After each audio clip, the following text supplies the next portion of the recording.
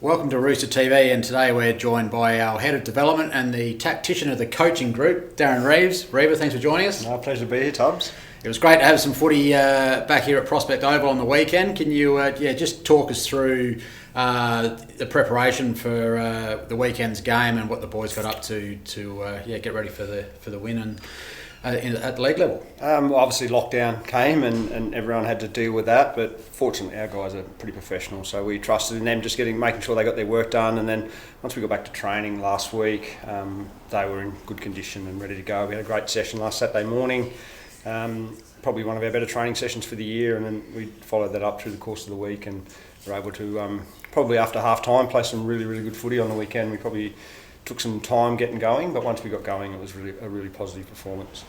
Well, I'll start with the reserves from the weekend. Obviously, the break was the only positive about it was it gave a lot of our guys some time to get back from injury, and we had quite a few return. I think we had nine changes in the reserves on the weekend, so that was a positive, I guess, to get some boys back out there and running around. Just talk us through the game and how you thought it went. Yeah, exactly right. Obviously, Billy Hartung, Tanner Smith, Frank Sezlecki and Benny Jarman coming back down, and James Craig as well coming back down from the league game the week before. It was a great opportunity to get those guys, particularly those first three that have been out for a long period of time. Tanner not so long, but just to get some footy into them, particularly Billy and Frankie. And we're super pleased with how all of them got through. We thought Billy was really good, particularly in the first half, but in the second half his defensive stuff was pretty good and he got through the game. Tanner again got through the game, and he's just a great leader of men, and he always does a great job in that type of environment.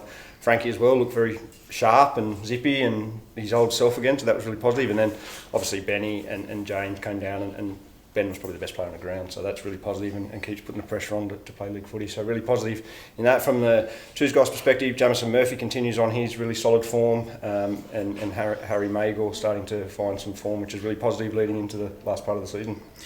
Yeah, another guy that we're hoping to see this week. He'll have a test to see how he gets along. But Kimmy LeBoyce he was pretty sharp on the track last week, so we're hoping to see him either this week or after the bye. Yeah, absolutely. He was very sharp last Wednesday night, and with him and Frankie and Billy coming back, we start to get a bit of our leg speed back, which we've probably been missing a little bit through the mid part of the season. So that's a real positive for us at this point of the season. Yep.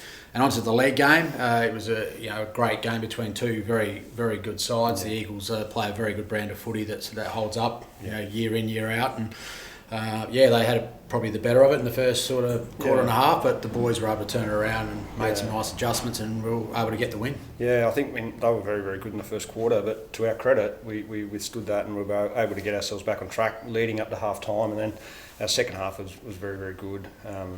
Cam Hewitt, outstanding, doing a big job on Jack Hayes, probably one of the better players in the competition. And then our midfield in the second half stood up to the halves, was very good, got us going. Andrew Moore and Kane Merkovich, the young midfielder, played very well.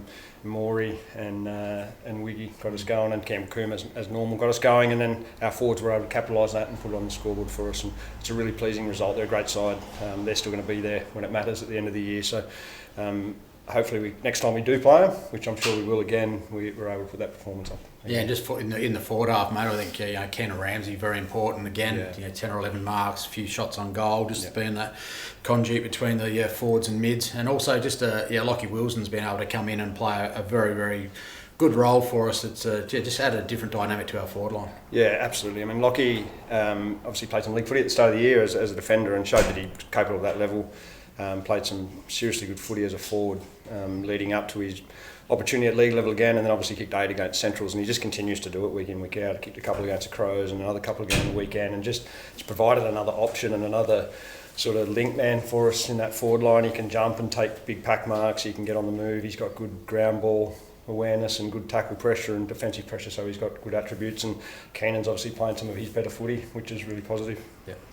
And we move on to this week. It's a massive game down at Noarlunga, where it hasn't been a happy hunting ground for the Roosters for I think 7 or 8 years now. It's been a while since we've got the Chocolates down there against a very good side as well. Both vying for the double chance. Just your thoughts on this week's game and how what we're going to need to do to beat the Panthers. They're a very good footy side, and you're exactly right. It's a tough place to go and win, but it's crucial. I mean, if we want to finish top 3, we need to go and get a result this weekend. So I don't think too much changes for us. We've just got to keep getting what we do done well, consistently. Our defensive stuff's got to be up and about, and then our ability to be able to move the footy is really important. From what I can gather, I had a conversation with someone that watched the game on the weekend, and South moved the ball very, very well, and so it's going to be a real challenge for us. We're going to have to defend well. They've got high quality players in Broadbent, and those types. Skinner went back, I think, on the weekend, so it's going to be a really big challenge. So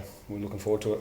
And just a quick an addition to the coaches box in the last couple of weeks that time commitments have allowed Trent Mills to come back on board for the rest of the year, and we all know Trent what he's provided for the footy club over the last couple of years. That's a great little asset to have heading in hopefully to a finals campaign. Absolutely, it's great to have him back. He's got great football knowledge. He's just a nice, calmly influence, and you really value his opinion and his thoughts on the game, so it's great to have him back in the mix.